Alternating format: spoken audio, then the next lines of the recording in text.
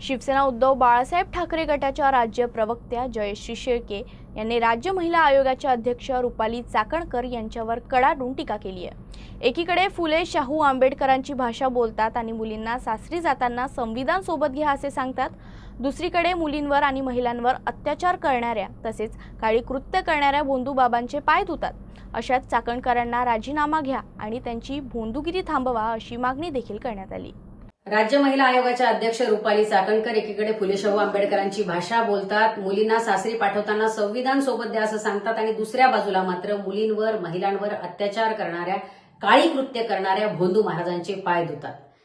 दुर्दैव आहे राज्याचं की या राज्यातला महिला आयोग हा या राज्यातल्या सर्वसामान्य महिलांना मुलींना न्याय देऊ शकत नाही।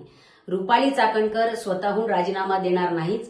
राज्याच्या उपमुख्यमंत्री माननीय सुनेत्राताई पवार यांना विनंती आहे, त्यांचा राजीनामा घ्या आणि रुपाली चाकणकर यांची ही भोंदूगिरी थांबवा।